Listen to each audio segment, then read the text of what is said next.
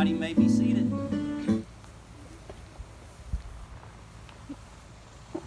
Andrew and Brittany, I want to begin tonight by telling you a true story. It's about a guy named Robertson and a lady named Muriel. They met in college.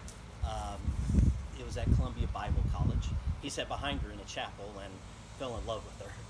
He eventually got to meet her and they began to date. And in February of 1948, Valentine's Day, he asked her to be his bride. She agreed, and they got married that year, August 1948. They went on with life.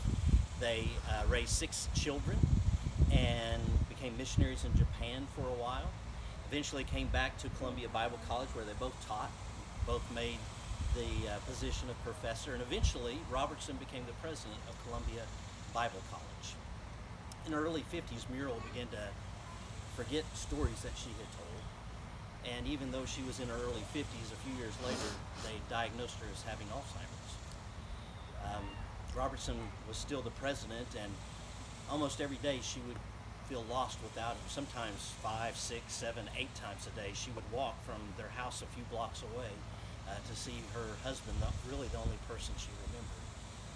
One day, as he was contemplating what he should do, he was taking her shoes off at night and saw that her feet were full of blisters because of all those walks she would take because she missed her husband. At that point, he decided to resign as the president of Columbia Bible College. And I'd like to share with you the words that he wrote, and I think they're very appropriate for us today.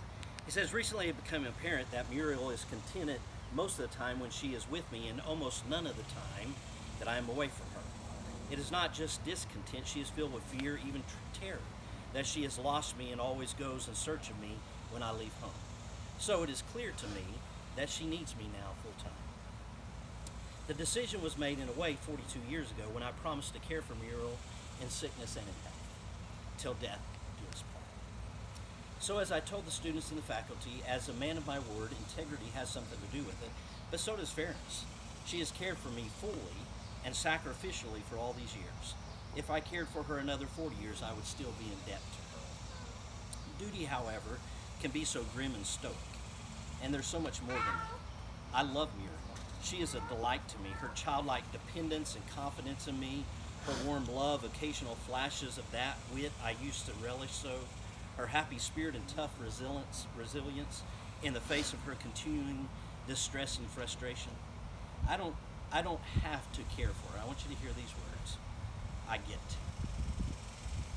It is a high honor to care for such a wonderful person.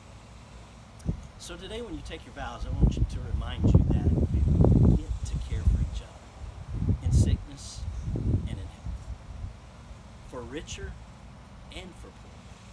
It's not something that is a duty, but it's a high honor, and will last forever here in this world. I got it. At this time, as a family, they're going to participate in creating the sand art, and Tate and Max, you're coming too. Come on, guys. You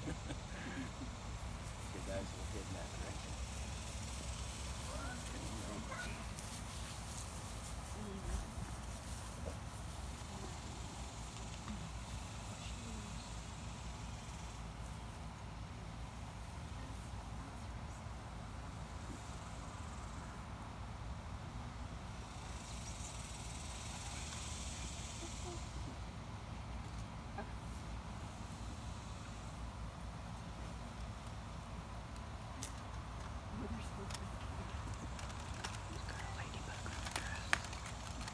It's hard to be creative, you guys. Is there a ladybug? Hold it. Here. Yeah, go ahead and I'll explain as you Okay. go.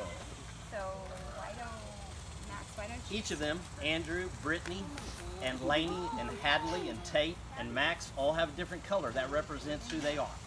And they will always be who they are individually. But they're going to begin to pour this sand in together. And, you know, once sand's poured together, you can't separate it. It is now blended together.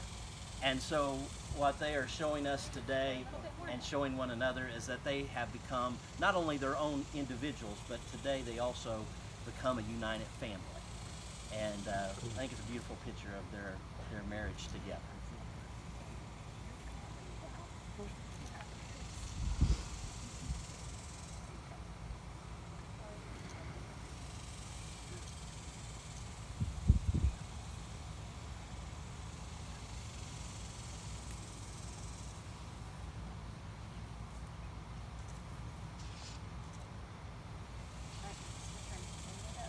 you go.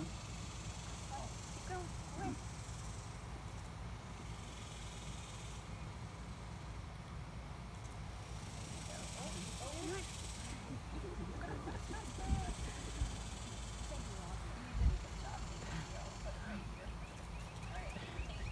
That blue's empty. Go for it.